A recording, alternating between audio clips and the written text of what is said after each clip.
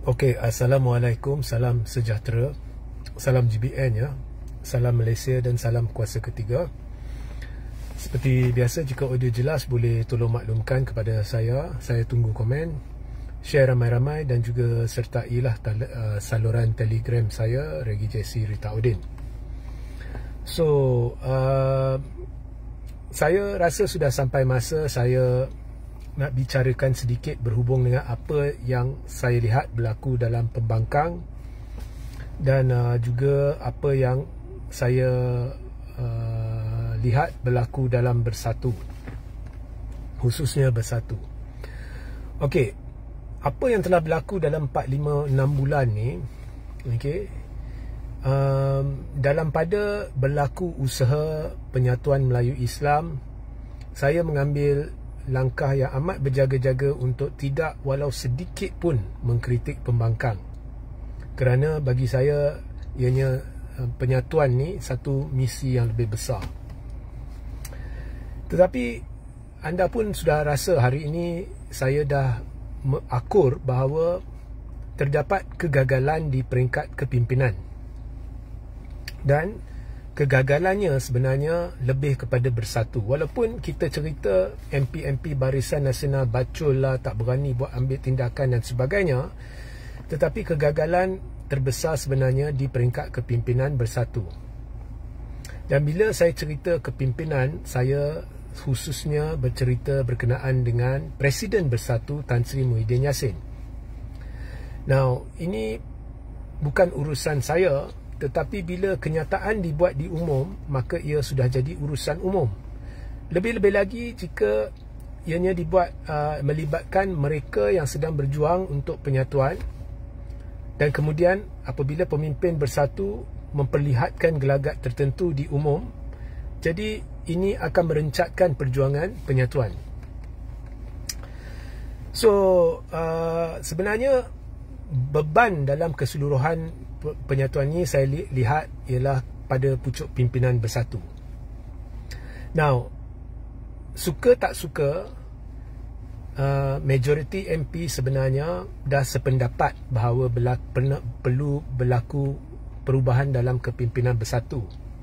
Dan ni saya difahamkan, malah saya lihat ianya agak besar juga desakan ya di dalam parti Bersatu. So ini lumrah semua parti politik, seperti yang Tan Sri Muhyiddin sendiri kata akan ada perbezaan pendapat dan sebagainya. Ini lumrah dalam politik. Tetapi bagi apa yang saya lihat, ianya bukan sekadar perbezaan pendapat, ianya juga adalah desakan agar berlaku perubahan kepimpinan. Okay. Now, saya tak nak masuk lah masa babak ya SD semua tu, saya tak nak masuk, walaupun saya pernah beritahu ada 2-3 pemimpin yang telah sabotage dan sebagainya, so saya tak nak masuk yang tu. Tetapi kita lihat ke hadapan ya, pemilihan Bersatu. So pemilihan Bersatu akan berlaku, dan kalau kita masih ingat pada bulan Jun ke Mei or something like that tahun lepas, Muhyiddin membuat satu kenyataan dan memberitahu bahawa ini penggal terakhir beliau dalam politik. Okey. So saya tidak tahu dia merujuk kepada penggal dalam Bersatu ke penggal dalam parlimen, tetapi penggal terakhir menceburi bidang politik. So kita anggap dia masukkan penggal parlimen lah. So penggal parlimen ni dia akan berakhir pada 2027. Ya, so maknanya lepas 2027 Muhyiddin tak nak terlibat dalam politik. Kemudian selepas itu, baru-baru ni Muhyiddin buat kenyataan dia tidak ingin mempertahankan kedudukan dia sebagai Presiden Bersatu. So menerusi dua kenyataan ni, orang dah sepakatlah melihat kepada calon pengganti, orang pengganti. Dan majoriti MP malah di luar Bersatu, dalam PAS pun, dalam UMNO pun ramai bersetuju, kalau tidak Muhyiddin, Hamzah lah. Itu yang saya dipahamkan. Tapi tiba-tiba Muhyiddin membuat U-turn. Keesokan harinya dia beritahu mendengar nasihat isteri, dia nak pertahankan jawatan Presiden. Di situ dah mula kelam kabut. dah mula kekeliruan di kalangan ramai MP, di kalangan ramai pemimpin, ya, berlaku kekeliruan. So kalau Muhyiddin membuat U-turn dan dia ingin pertahankan jawatan presidennya, maka jika contohnya berlaku pemilihan presiden tahun ni dan Muhyiddin mempertahankan dan kekal sebagai presiden selama 3 tahun, jadi Muhyiddin akan kekal sebagai presiden sampai 2027 lah, berkemungkinan besar sampai PRU 16, sebab pemilihan seterusnya kalau 2027 semestinya Bersatu akan minta untuk tangguh selepas PRU 16. So maknanya Muhyiddin akan kekal sebagai presiden Bersatu sehingga PRU 16. So di situ dah berlaku kekeliruan. Muhyiddin kata ini penggal terakhir. So lebih logik kalau penggal terakhir, maksudnya dia berkecimpung dalam politik atau aktif dalam politik. Maksudnya bila pemilihan Bersatu, dia tak bertanding lah.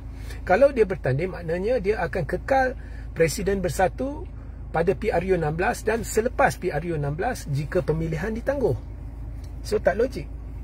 Kemudian hari ini Muhyiddin membuat satu lagi kenyataan. Dia kata dia bayangkan setahun 2 tahun lagi perlu ada perubahan kepimpinan dalam Bersatu. Jadi kalau kau lihat semua ni, kita dapat bayangan Muhyiddin nak kekal pertahankan jawatan presiden Bersatu. Kemudian setahun 2 lagi dia nak beri laluan kepada pemimpin baru. Maknanya sebelum pemilihan seterusnya dia nak beri laluan kepada pemimpin baru. Itu bayangan yang diberikan lah. So kalau Muhyiddin kekalkan sebagai presiden Bersatu, mempertahankan jawatan presiden Bersatu, dan kemudian setahun 2 lagi dia beri laluan kepada pemimpin baru, tapi belum lagi berlaku pemilihan parti, maknanya kita boleh jangkakan is either Faizal Azumu timbalan presiden ataupun mana-mana naik presiden. So berkemungkinan besar timbalan presiden. Okey. So itu nampaknya perancangan lah berdasarkan kenyataan-kenyataan Muhyiddin yang mengelirukan ni. Okay. Now, saya boleh beritahu berdasarkan maklumat yang saya ada sedikit sebanyak ni, memang ada rasa tidak puas hati. Dan sebenarnya rasa tidak puas hati dengan Muhyiddin antara sebab beberapa MP memutuskan untuk menyokong PM. Itu yang saya difahamkan. Betul atau tidak? Taklah. Okay. So memang ada rasa tidak puas hati di flip-flop yang berlaku. Dan apa sekalipun kita nak cerita, ada orang pejuang aktivis ke NGO ke siapa-siapa yang cuba pertahankan Perikatan Nasional, sudah sampai masanya kita akur bahawa Bersatu merupakan sudah menjadi masalah. Sebab kau nak cerita macam mana pun, kau nak pertahankan macam mana pun, yang sedang mengkhianati perjuangan adalah MP-MP Bersatu. So kena tanya MP-MP Bersatu mengapa mereka mengkhianati atau sanggup mengkhianati, daripada pada masa ada pintu terbuka untuk mereka menjadi sebahagian daripada kerajaan untuk melakukan perubahan, mereka tidak ingin fokus ke arah perubahan itu, tapi sebaliknya mereka lebih rela mengkhianati. Mengapa? Mesti ada rasa tak puas hati. So saya cuba diamkan dulu, tapi sekarang saya kena sebutlah. Ini perlu dikaji, perlu disiasat, perlu ditanya mengapa. Ya? Daripada tuding jari, daripada marah MP ni, memang kita marah lah dia pengkhianat dan sebagainya. Kena tanyalah, mengapa kau pilih laluan itu daripada ambil peluang untuk melakukan perubahan. Kena tanya. Ada sebabnya. Dan ada MP, ramai MP tak puas hati. Itulah antaranya sebab Bersatu tengah berpecah. Dan ada dua camp. Tak kata apa orang nafi dan sebagainya, tak kata apa pun, ada dua camp. Okey. Kemudian ada kenyataan yang tak masuk akal yang telah dikeluarkan oleh satu sumber yang telah dipetik oleh satu media. Menurut media tu, sumber itu mengatakan tak timbul masalah Hamzah akan bertanding bagi jawatan presiden kerana menurut Perlembagaan Bersatu, Kalau Hamzah nak bertanding bagi jawatan presiden sekalipun, beliau mestilah menjadi ahli MPT, Majlis Tertinggi Bersatu, sekurang-kurangnya 2 penggal. Nah, saya tak tahu siapa yang salah, sumber dia salah atau media tu salah, tetapi setahu saya selak Perlembagaan Bersatu, tak ada pun syarat itu. Yang saya lihat sekurang-kurangnya seorang yang dah jadi ahli Bersatu 3 tahun dan telah menjadi ahli MPT sekurang-kurangnya 1 penggal, atau menjadi ketua bahagian 1 penggal, layak menjadi untuk bertanding bagi jawatan presiden. So anyway, I don't know lah. So bila pemimpin-pemimpin Bersatu sendiri sedang bercerita benda ni, takkan mereka tengah bercerita benda ni kalau tak ada masalah dalaman. So ada masalah dalaman, dan masalahnya, maaf nak kata, saya pun berlaku adil lah. Dalam live petang tadi, malam tadi, saya tanya kau nak saya komen ke tidak, tapi komen tu mungkin pedas, anda tidak suka. Tapi saya baca komen, ramai yang minta saya komen, tak apa, teruskan ulas. Jadi saya ulas lah. Masalah terbesar sekarang ialah Bersatu, dan nampaknya masalah terbesar dalam Bersatu ialah Muhyiddin sedang mengelirukan ahli-ahli Bersatu. Mula-mula kata tak nak, ini penggal terakhir, iaitu penggal terakhir dalam politik. Kemudian tak nak pertahan jawatan presiden, kemudian nak pertahan jawatan presiden. Maknanya kalau dia pertahan jawatan presiden tahun ni, dalam pemilihan tahun ni, maknanya dia akan kekal presiden sampai PRU 16, dan berkemungkinan besar selepas PRU 16, kerana semestinya Bersatu akan tangguh pemilihan seterusnya sehingga selepas PRU 16. So ini tidak konsisten dengan dakwaan bahawa beliau hendak berhenti politik penggal ini. Dan kemudian hari ini dia kata dalam setahun 2 lagi perlu ada pemimpin baru. So nampaknya Muhyiddin ingin jadi kekal presiden, dan kemudian beri laluan bagi seorang memangku. So pemangku dia, kalau kita lihat hierarki, berkemungkinan Faizal Azumu, atau jika Faizal Azumu dicabar contohnya oleh Azmin Ali atau sampai whoever yang cabar Faizal Azumu, akan jadi naik timbalan presiden. Kalau kita lihat mereka yang selepas Muhyiddin, iaitu timbalan presiden atau naik presiden yang ada sekarang, jika mereka memangku jawatan presiden, sekiranya Muhyiddin memberi laluan, Bersatu akan runtuh. Kekuatan Bersatu sekarang ni, image Bersatu, suka tak suka, suka tak suka, ialah selepas Tun ditendang keluar secara tidak kehormat dululah, tapi itu kita dah lupakan. Masa kita nak satukan Melayu Islam, saya sendiri beritahu Tun pada November 2022. Saya kata, Tun, yang lepas tu kita kena lupakan. Untuk penyatuan ummah, Tun perlu duduk sepentas bersalaman dengan Hadi Awang, Muhyiddin Yassin, Anwar Musa dan sebagainya. Dan Tun terima nasihat tu. So itu kita dah lupakan lah. So selepas era Tun, wajah Bersatu sebenarnya, suka tak suka, aura Bersatu yang teratas sekali, yang utama ialah Muhyiddin Yassin. Tapi selepas itu siapa? Bukan Faizal Azumu, bukannya ada naik presiden. Kau tanyalah satu PAS, kau tanyalah UMNO, malah kau tanya Bersatu, is Hamzah Zainuddin. So kalau Muhyiddin bercadang untuk pertahan jawatan presiden, dan kemudian beliau memberi laluan sebelum PRU 16 supaya timbalan presiden atau naik presiden mana-mananya untuk memangku jawatan presiden, Bersatu akan hancur, dan Bersatu akan menjadi beban buat Perikatan Nasional. Itu bacaan saya lah. Itu bacaan politik saya. Bukannya tujuan saya untuk minta jangan Muhyiddin kau kena buat macam ni. No. Itu up to Bersatu. Itu masalah Bersatu, bukan masalah saya. Saya cuma nak menjelaskan apa yang ditanya kepada saya, sebab orang keliru dengan kenyataan bercanggah-canggah Muhyiddin. So itu penjelasan saya. Dan apa pun, suka tak suka sekarang ni,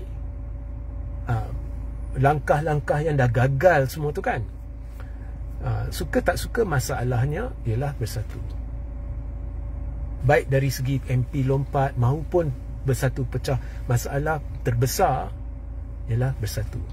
Sebab itu kau nak satukan satu kampung Melayu, satu bandar orang Melayu, satu semenanjung, kau nak satukan semua orang Melayu, ianya akan gagal dari sudut nak buat apa-apa langkah, sebab kepimpinan bersatu. Dan saya pun tidak ingin perubahan, sebab sekarang saya tidak ingin. Sebab apa? Sebab masalah pemimpin ni, dia orang pentingkan diri sendiri, termasuk MP, BN dan sebagainya. So kalau kerajaan terbaru bentuk itu, saya tak mau ianya diterajui oleh pemimpin-pemimpin palsu yang hanya menjaja perjuangan agama, bangsa dan negara. Jadi PAS perlu ambil peranan di sini, dan PAS perlu mencari jalan untuk memberi tekanan kepada Bersatu supaya perbetulkan kepimpinannya. Kalau tidak, Bersatu akan menjadi beban buat PAS. Itu pendapat saya. What happens bukan urusan saya sebagai menjawab soalannya. So terimalah hakikatnya dan lakukanlah yang sebetulnya, bukan mendirikan perjuangan atas harapan palsu, bukan cuba especially aktivis-aktivis meyakinkan diri sendiri bahawa tak ada masalah. Selagi ada masalah ni, tak ada apa-apa akan berjaya. Kau percayalah saya, ya? Dan saya ulang, saya dengan masalah ni, saya tidak ingin apa-apa perubahan, ya? Saya terus berjuang demi penyatuan Melayu. Tapi saya rasa Anwar teruskanlah, sebab di sini lagi bermasalah, ya? Teruskanlah. Kita cari jalan untuk mengambil peranan untuk menasihati kerajaan, memperjuangkan mana yang betul, mana yang salah, dan perjuangan demi agama, bangsa dan negara kita mantapkan dengan mendesak berlakunya perubahan kepimpinan ke arah memantapkan lagi perjuangan. Betulkan dalam dulu sebelum anda desak orang lain nak turun, sebelum anda desak Zahid nak turun. Betulkan dalam Bersatu tu dulu. Buat apa nak kacau Zahid? Sini tak betul, bro. Fikir-fikirkanlah, ya. Okay, sehingga kita berjumpa di lain masa. Assalamualaikum, salam sejahtera, salam GBN, salam Malaysia dan salam kuasa ketiga.